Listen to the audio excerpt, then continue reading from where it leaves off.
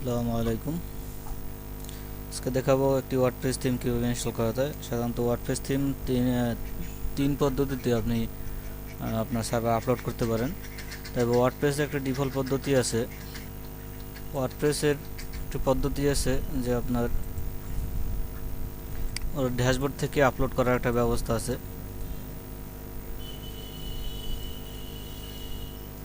যদি ড্যাশবোর্ডে যাওয়া হয়, তবে ড্যাশবোর্ডে একটি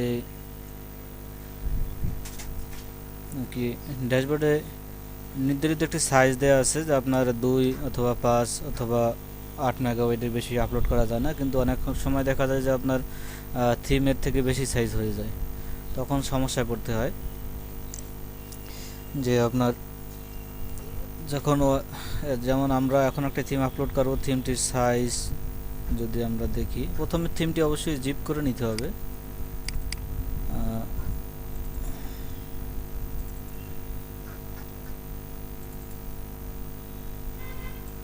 আমাদের জানতে হবে যে ওয়ার্ডপ্রেস থিমটি কোথায় থাকে, থিমের লোকেশন কি। প্রথমে যে ওয়ার্ডপ্রেসের এই যে মেইন, এটা হলো ওয়ার্ডপ্রেসের সকল কোর ফাইলগুলো।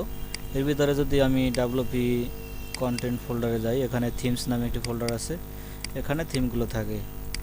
আর এখানেই আবার যদি নতুন থিম আপলোড করতে চান সেক্ষেত্রে এখানে আপলোড করা লাগে। তো এটা আমার কম্পিউটারে আমি সার্ভার দেখাবো। তো প্রথমে আমরা থিমটি জিপ করে নেই, রাইট ক্লিক করে। এই জিপ করার জন্য অবশ্যই আপনার কম্পিউটারে উইন্ডোর বা এই ধরনের কিছু থাকতে হবে, জিপ তৈরি করে এরকমের কোনো সফটওয়্যার। আমি উইন্ডোর ব্যবহার করতেছি। তো জিপ সিলেক্ট করে, অবশ্যই জিপ সিলেক্ট করতে হবে, এখানে রার সিলেক্ট করবেন না, কারণ কোনো সার্ভারে, অধিকাংশ সার্ভারে, আমি যত সার্ভার দেখেছি কোনো সার্ভারে আপনার রার ফরম্যাট সাপোর্ট করে না।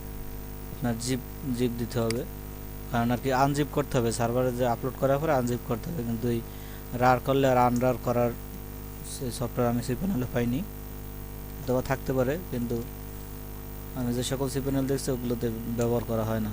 তো এটা জিপ হতে থাক। আর এটা আপলোড করার জন্য আমাদের যে সকল পদ্ধতি অবলম্বন করা যাবে,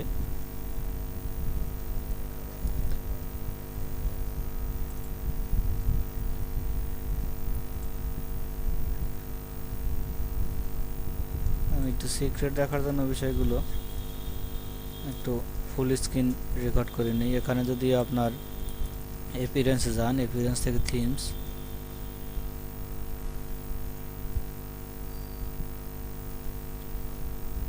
এখানে একটি থিম আছে। আপনি যদি নতুন থিম আপলোড করেন সেক্ষেত্রে নিউ থিমে যদি ক্লিক করবেন, এবারে আপলোড থিম, এখান থেকে আপনি আপলোড করতে পারবেন। দেখেন এখানে বলা আছে শুধু জিপ ফরম্যাট এখানে আপলোড করতে পারবেন। তো এখানে আপলোড করলে সম্ভবত এটা অনেক সার্ভারে আর কি কাস্টমাইজ করা থাকে, মানে 2 মেগাবাইট বা 5 মেগাবাইটের উপরে আপলোড করা যায় না। এজন্য যদি আপনার থিমের সাইজ তার থেকে বেশি হয় সেক্ষেত্রে আপনাকে আরও দুইটা পদ্ধতি আছে, সেই পদ্ধতিটা অবলম্বন করতে পারেন। এক পদ্ধতি হলো যে আপনার সিপ্যানেল থেকে এফটিপি অ্যাকাউন্ট ক্রিয়েট করবেন। এফটিপি অ্যাকাউন্ট ক্রিয়েট করে সেই এফটিপি থেকে আপনি লগ ইন করতে হবে আপনাকে। এফটিপি অ্যাকাউন্টে লগ ইন করে, এফটিপি অ্যাকাউন্টে লগ ইন করার জন্য আপনি ফাইলজিলা বা এই ধরনের কোনো সফটওয়্যার ব্যবহার করতে পারেন। আর তবে এফটিপি থেকে যদি আপনি জিপ ফাইল আপলোড করেন তাহলে সেটা আপনার এই জিপ ফাইল আনজিপ করা যায় না এফটিপি থেকে, এক্ষেত্রে আপনার সিপ্যানেলে লগ ইন করতে হবে। আর যদি আপনি চাইলে আপনার এফটিপিতে সরাসরি ফোল্ডারটা আপলোড করে দিতে পারেন, জিপ না করেই, যেটা আপনার ইচ্ছা। তো আমি দেখাবো সিপ্যানেল থেকে কীভাবে আপলোড করতে হয়, কারণ আপনার যদি জিপ ফাইল আপলোড করে সেক্ষেত্রে আবার আনজিপ করা যায় না, আবার এখানে জিপ ছাড়া আপলোড করা যায় যদিও। আবার অনেক ক্লায়েন্ট আছে আপনাকে যে আপনার সিপ্যানেল অ্যাক্সেস দেবে না, এফটিপি দিয়ে আপলোড করতে বলবে। তা আমি দুই পদ্ধতি দেখাচ্ছি। প্রথমে আমি সিপ্যানেলে যাই। যদি সিপ্যানেলে লগ ইন করার পরে আপনি যাবেন ফাইল ম্যানেজারে, আপনার সিপ্যানেলের খুঁজবেন, আপনি ফাইল ম্যানেজার পাবেন।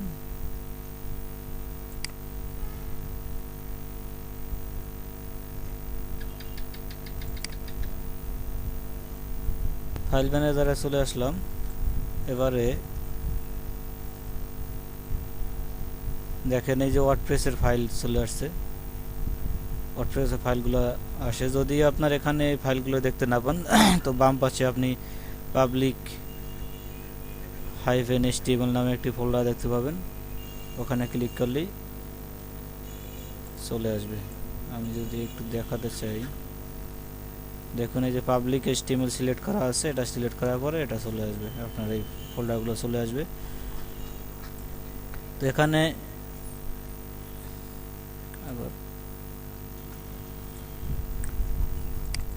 WP কন্টেন্টে গেলাম,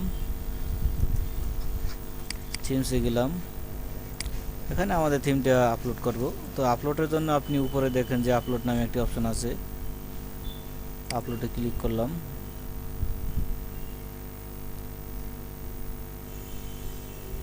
এবারে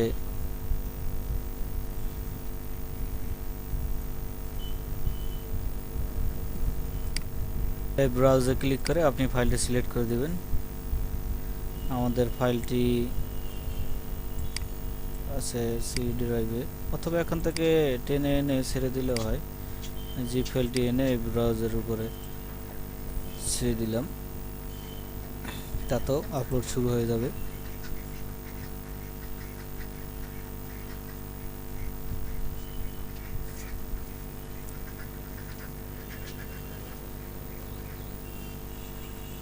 অপেক্ষা করতেছি এটা আপলোড হওয়া পর্যন্ত।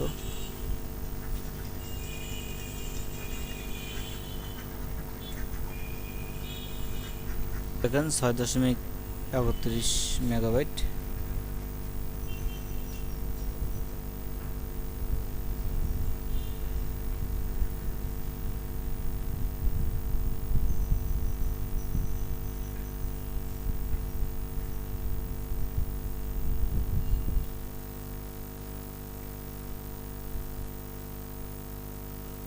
আপলোড কমপ্লিট, এখানে পুরোপুরি কমপ্লিট হয়েছে। এখন যদি আমি এখানে ক্লিক করি,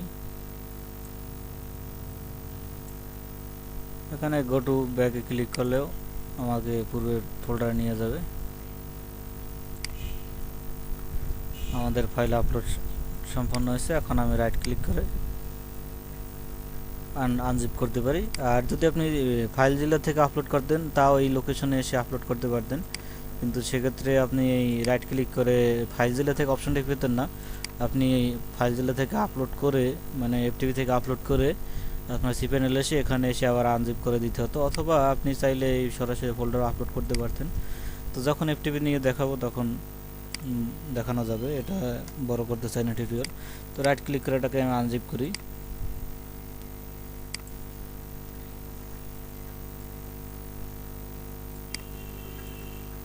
আমাদের থিম আনজিপ হয়ে গেছে।